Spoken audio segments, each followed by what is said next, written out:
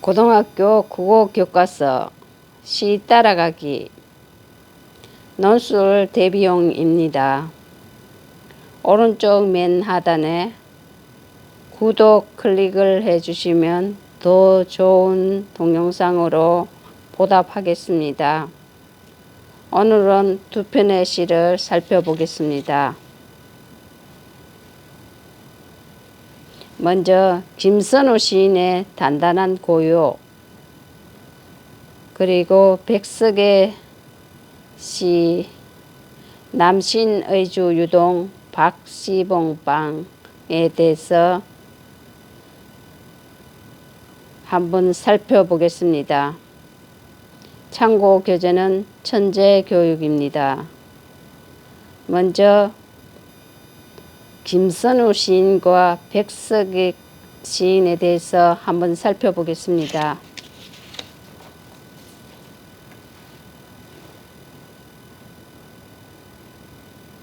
단단한 고요를 쓴 김선우 시인은 1970년생입니다. 강원도 강릉 출신이며 창작과 비평의 대관령 액길 등 10편의 시를 발표하였으며 등단하였습니다. 시집으로 내 혀가 내 입속에 갇혀 있길 거부한다면 등 제9회 천상병 시상을 수상했습니다. 그리고 남신의주 유동 박시봉방을 쓴 백석 시인은 1912년에서 1996년까지 사셨습니다. 평안북도 정주 출신이며 백석은 그의 아오입니다. 1936년에 사슴을 간행하면서 본격적으로 문단 활동을 하였는데 분단 이후 북한에서의 작품 활동에 대해서는 밝혀진 바가 없습니다. 백석은 자신이 태어난 마을의 자연과 인간을 대상으로 시를 썼습니다. 그 마을에 전성되는 민속과 속신 등을 소재로 그 지방의 토착을 구사하여 주민들의 소박한 생활과 철학의 단면을 제시한 것입니다. 대표작으로는 나와 나타샤와 흰 당나귀 등이 있습니다. 다음은 시를 한번 읽어보겠습니다. 단단한 고요 김선우. 마른 잎사귀에 도토리 알 부비는 소리, 후두둑 뛰어내려 저마다 멍드는 소리, 멍석 위에 나란히 잠든 반들거리는 몸 위로 살짝살짝 늦가을 햇볕 발 디디는 소리, 먼 길 날아온 늙은 잠자리 채머리 떠는 소리, 맷돌 속에서 껍질 타지며 가슴 동당거리는 소리, 사그락 사그락 고운 뼈가루 저희끼리 소곤대며 어루만져 주는 소리, 보들하고 찰진 것들 물속에 가라앉으며 안녕 안녕 가벼운 것들에 이별 인사하는 소리, 아궁이 부리에서 가슴이 확 열리며 저희끼리 다시 엉기는 소리, 식어가며 단단해지며 서로 핥아주는 소리, 도마 위에 다갈빛 도토리묵 한모, 모든 소리들이 흘러 들어간 뒤에 비로소 생겨난 저 고요, 저토록 시끄러운 저토록 단단한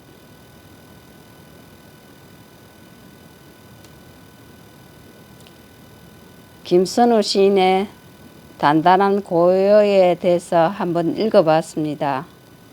다음은 백석의 시를 한번 살펴보겠습니다.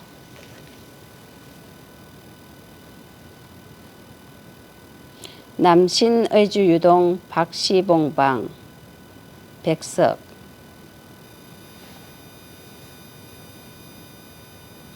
어느 사이에 나는 아내도 없고 또 아내와 같이 살던 집도 없어지고 그리고 살뜰한 부모며 동생들과도 멀리 떨어져서 그 어느 바람새인 쓸쓸한 거리 끝에 헤매이었다. 바로 날도 저물어서 바람은 더욱 세게 불고 추위는 점점 더해 오는데 나는 어느 목순의 집 헌 사슬간 헌방에 들어서 진을 붙였다. 이리하여 나는 이 섭내 나는 춥고 느긋한 방에서 낮이나 밤이나 나는 나 혼자도 너무 많은 것 같이 생각하며 디롱배기에 북덕불이라도 당겨오면 이것을 안고 손을 째며 제 위에 뜻없이 글자를 쓰기도 하며 또 문 밖에 나가지도 않고 자리에 누워서 머리에 손깍지 베개를 하고 굴기도 하면서 나는 내 슬픔이며 어리석음이며를 소처럼 연하여 책임질하는 것이었다. 내 가슴이 꽉 메어올 적이면 내 눈에 뜨거운 것이 핑계일 적이며 또 내 스스로 화끈한 낮이 붉도록 부끄러울 적이며 나는 내 슬픔과 어리석음에 눌려 죽을 수밖에 없는 것을 느끼는 것이었다.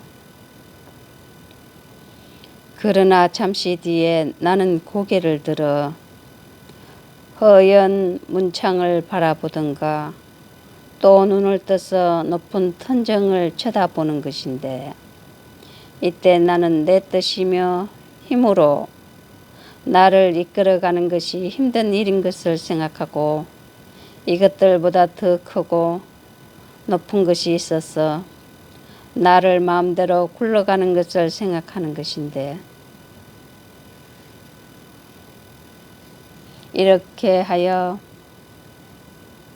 여러 날이 지나는 동안에 내 어지러운 마음에는 슬픔이며 한탄이며 가라앉을 것은 차츰 앙금이 되어 가라앉고 외로운 생각만이 드는 때쯤 해서는 들은 낮을 수 없네 살랑살랑 사랑눈이 와서 문창을 치기도 하는 때도 있었는데 나는 이른 저녁에는 화로를 더욱 다가끼며 무릎을 꿇어보며 어니 먼 산 뒤인 옆에 바우숲에 따로 외로워 있어서 어두워 오는데 하얀이 눈을 맞을 그 마른 잎새에는 살랑살랑 소리도 나며 눈을 맞을 그 드물다는 굵고 정한 갈매나무라는 나무를 생각하는 것이었다.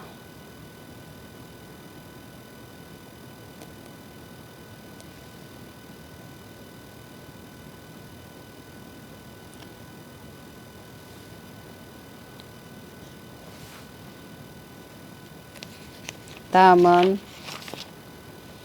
이 두 편의 시에 대해서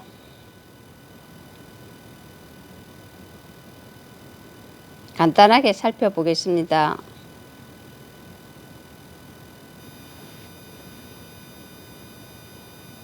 김선우의 시 단단한 구요는 평범한 먹을거리로 인식되는 도토리묵을 개성적으로 인식한 작품으로 도토리묵이 만들어지는 과정을 개성적 시각에서 살피는 한편 다양한 표현 방식을 통해 대상의 이미지를 정교하게 전달하고 있습니다.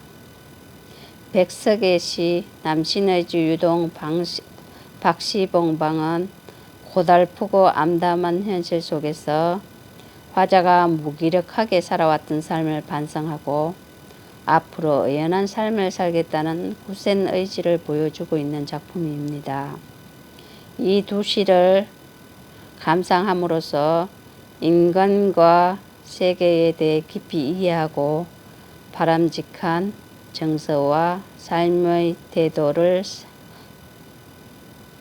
생각해 볼 수 있을 것입니다. 단단한 고요는 갈래는 자유시와 서정시이며 제재는 도토리묵입니다. 성격은 감각적이며 개성적이고 주제는 도토리묵에 대한 개성적 성찰을 말합니다.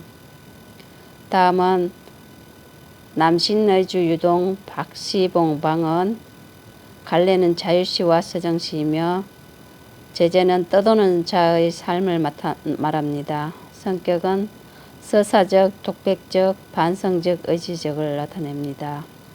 주제는 무기력한 삶에 대한 반성과 새로운 삶에 대한 의지를 나타냅니다.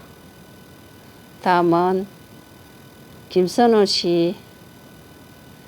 시인의 단단한 고요에 대해서 자세하게 한번 살펴보겠습니다.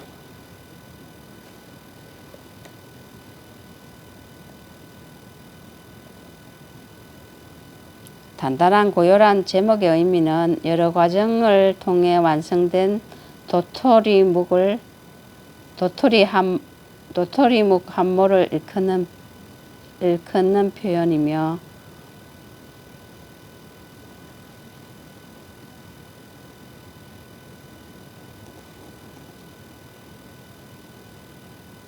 부산한 여러 소리들이 흘러들어가 도토리묵 한 모에 응집되어 있기에 단단한 고요라 표현한 것입니다.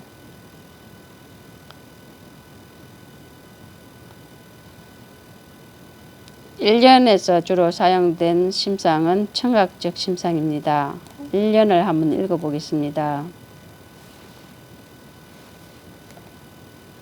마른 잎사귀에 도토리 알 부비는 소리.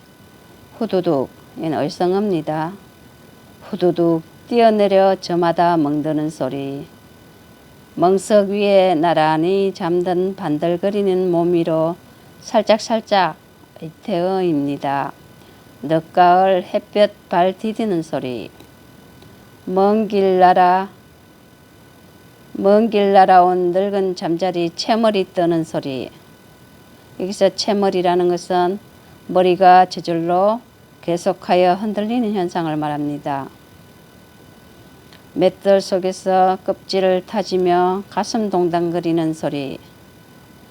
사그락사그락 고운 뼈가루 저희끼리 소곤대며 어루만지는 소리. 저희끼리 소곤대며 어루만져주는 소리. 요거는 도토리를 의나한 것입니다. 보드랍고 찰진 것들 물속에 가라앉으며 안녕 가벼운 것들에게 이별 인사하는 소리. 아궁이 불 위에서 가슴이 확 열리며 의태어입니다. 저희끼리 다시 엉기는 소리. 식어가며 단단해지며 서로 핥아주는 소리. 일련은 도토리묵이 만들어지는 과정을 나타냈습니다. 이어는 도마 위에 다갈빛 도토리묵 한 모, 시각적 심상과 시상을 집약했습니다. 이어는 완성된 도토리묵을 말합니다.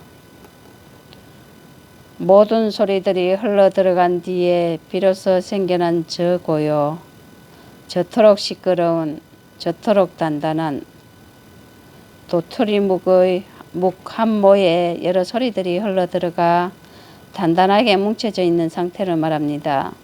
쉼표와 간역령 표현으로 마무리를 지었습니다. 시적 여운이 강합니다. 저토록 시끄러운, 저토록 단단한. 3년은 도토리묵의 개성적 이미지를 환기시켰습니다. 이 시의 표현상 특징과 큰 그 효과에 대해서 말씀을 드리겠습니다. 도토리묵이 만들어지는 과정을 무슨 소리로 표현하고 있습니다. 각각의 과정이 지닌 이미지와 의미를 제시합니다. 독자는 이를 알맞은 호흡으로 끊어 읽으며 운율감을 느낍니다. 두 번째로 도토리의 의인화와 청학적 이미지를 사용했습니다. 시적 대상에 대한 개성적이고 창조적인 이미지를 창출합니다. 먹을거리인 도토리묵을 미각이 아닌 청각으로 표현하면서 대상의 이미지를 더욱 정교하게 전달합니다.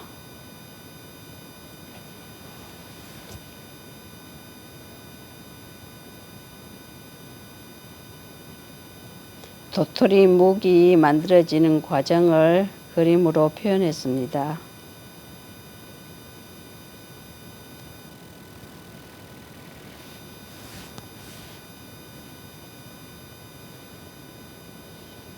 이 시의 시상 전개는 1년은 도토리묵이 만들어지는 과정의 의인화된 표현과 청각적 이미지를 통해 개성적으로 나타냈습니다. 2년은 일련의 복잡한 이미지들이 일시에 하나의 대상으로 집중되었습니다. 3년은 도토리묵의 고요한 이미지와 함께 일련의 이미지가 환기되며 전결됩니다. 핵심 강의는 이 시의 효용은 개성적 시각에 의해 새로운 세계를 경험할 수 있게 합니다. 무슨 소리의 반복과 의성어와 의태어의 사용, 감각적 이미지의 활용 등을 통해 시의 아름다움을 느끼게 합니다. 여러 과정을 거쳐 만들어진 도토리묵을 통해 도토리묵 한 모의 자연의 공덕과 다양한 사람의 노력이 들어감을 알게 함으로써 자연과 삶에 대한 통찰을 제공합니다. 다음은 백석의 시에 대해서 살펴보겠습니다. 남신의주 유동시방, 유동 박시봉 방. 이 시의 의미는 남신의주 유동이라는 지역입니다. 남신의주 유동이라는 것은 일지 지역을 말합니다. 지역에 사는 박시봉이라는 사람의 집을 뜻합니다. 방이란 예전에 편지에서 세대주나 집주인의 이름 아래 붙여 그 집에 그 집 거처하고 있음을 나타내는 말입니다. 어느 사이에 나는 아내도 없고 또 아내와 같이 살던 집도 없어지고 그리고 살뜰한 부모며 동생들과도 멀리 떨어졌어. 여기 살뜰한 부모며 동생들과도 멀리 떨어졌다는 말은 가족과 떨어져 있다는 것을 뜻합니다. 그 어느 바람새인 쓸쓸한 거리 끝에 헤매였다. 객지에서의 방랑을 말합니다.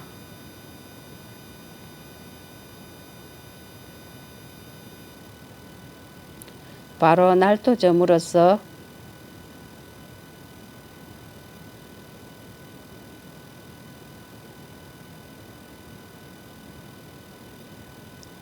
여기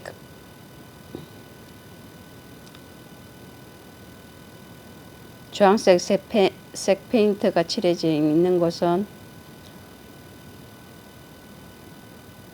현재 화자의 외롭고 쓸쓸한 처지를 나타냅니다. 바로 날떠점으로써 바람은 더욱 세게 불고 추위는 점점 더해 오는데 화자가 처한 암울하고 혹독한 현실을 말합니다. 나는 어느 목순의 집 헌 삿을간. 여기서 삿이란 삿자리, 갈대를 엮어서 만든 자리를 뜻합니다. 한방에 쥐인 들어서 쥐인을 붙였다. 한방이라는 것은 북한말로 냉랭하고 쓸쓸한 방을 말합니다. 쥐인을 붙였다는 주인집에 새들었다는 뜻입니다. 이것은 이어는 타향에서의 외롭고 고단한 삶을 말합니다. 이래하여 나는 이 섬내나는 춥고 누긋한 방에서 낮이나 밤이나 나는 나 혼자도 너무 많은 것 같이 생각하며 내 몸 하나 감당하기 힘든 상황을 말합니다. 지렁배기 둥글럽적하고 아가리가 벌어진 작은 질그릇을 말합니다. 디렁배기에 북덕불, 지피나 풀 따위가 뒤섞여 엉클어진 뭉텅이에 피운 불을 말합니다. 북덕불은 화자에게 위안을 주는 제재입니다. 북덕불이라도 당겨오면 이것을 안고 손을 째며 무료함과 제 위에 뜻없이 글자를 쓰기도 하며 지루함을 달래보기 위함입니다. 또 문 밖에 나가지도 않고 그 자리에 누워서 머리에 손깍지 벼개를 하고 구르기도 하면서 나는 내 슬픔이며 어리석음이며를 소처럼 연하여 책임질하는 것이었다. 소가 대책임질을 하듯 자신의 슬픔과 어리석음을 반추합니다. 성찰의 뜻이 들어가 있습니다. 내 가슴이 꽉 메어올 적이며 내 눈엔 뜨거운 것이 핑계일 적이며 뜨거운 것, 눈물을 나타냅니다. 또 내 스스로 화끈한 낮이 불도록 부끄러울 적이며 자신의 지난 삶에 대한 회한 또는 무기력한 현재의 모습에 대한 부끄러움을 말합니다. 나는 내 슬픔과 어리석음에 눌려 죽을 수밖에 없는 것을 느끼는 것이었다. 삶에 대한 절망감이 극에 달합니다. 죽을 수밖에 없는 것을 느끼는 것이었다. 이어는 지난 시절에 대한 회한과 한탄을 말합니다. 그러나 세상의 전환을 말합니다. 절망에서 희망을 나타냅니다. 잠시 뒤에 나는 고개를 들어 시선의 변화, 심리 및 태도의 변화를 암시합니다. 허연 문창을 바라보든가 또 눈을 떠서 높은 천정을 쳐다보는 것인데 천정이란 천정을 말합니다. 이때 나는 내 뜻이며 힘으로 나를 이끌어가는 것이 불가항력적인 운명에 대한 인식입니다. 힘든 일인 것을 생각하고 이것들보다 더 크고 높은 것이 있어서 운명 초월적 존재를 말합니다. 크고 높은 것이 있어서 나를 마음대로 굴러가는 것을 생각하는 것인데 나를 마음대로 굴러가는 것을 생각하는 것인데 이것은 운명론적 태도를 말합니다.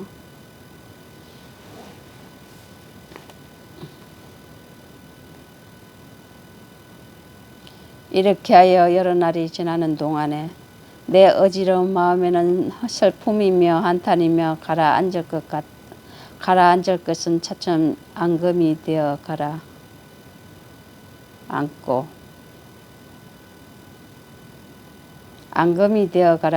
감정이 정화되며 진정되어 가는 것을 말합니다.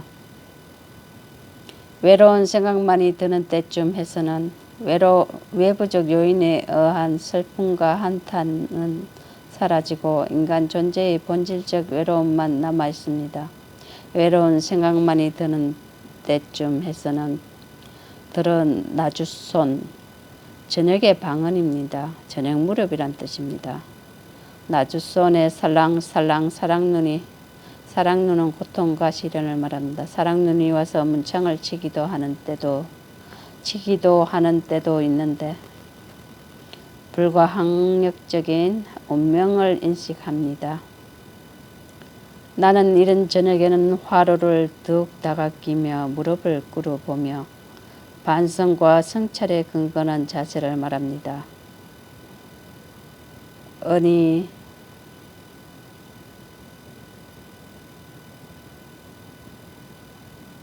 나는 이른 저녁에 화로를 더욱 다가끼며 반성을 꿇어보며 반성과 성찰에 근거한 자세를 말합니다.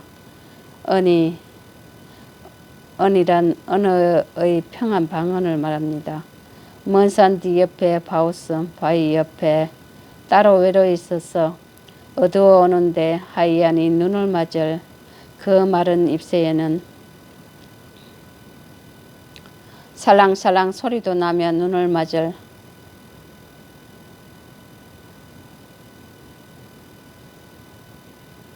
갈라 안에 외로움과 추위를 참고 견디는 갈매나무의 의연한 모습을 나타냅니다. 절망적인 삶 속에서도 의연하게 견디는 의지의 표상이자 희망을 나타냅니다. 그 드물다는 굳고 정한 갈매나무라는 나무를 생각하는 것이었다. 객관적 상관물, 정한은 깨끗하고 바르다는 뜻입니다.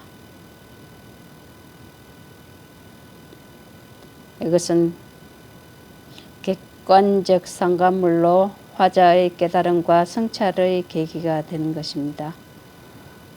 계기가 되는 글입니다.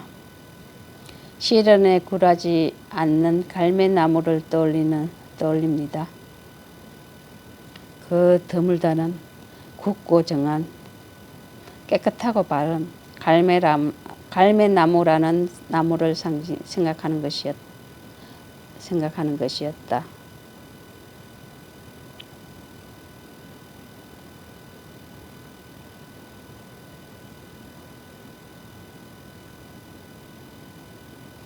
갈매나무의 특성은 외롭게 홀로 서 있고 살랑살랑 소리를 내며 눈을 맞고 있습니다.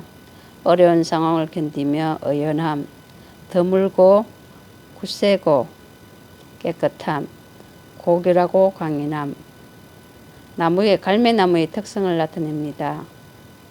갈매나무의 의미는 어려운 상황을 굳센 의지로 견뎌야 한다면은 깨달음을 주는 존재를 말합니다. 오른쪽 하단에 구독을 클릭해 주시면 더 좋은 동영상으로 보답하겠습니다.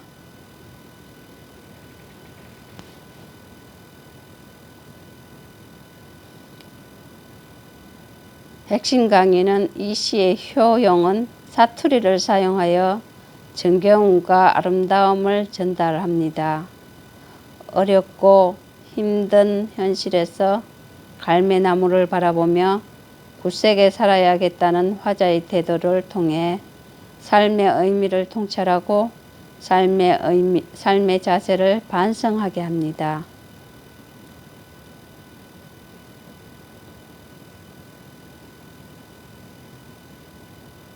이상으로 두 편의 시를 살펴보았습니다. 오른쪽 맨 하단에 구독을 클릭해 주시면 더 좋은 동영상으로 보답하겠습니다. 감사합니다.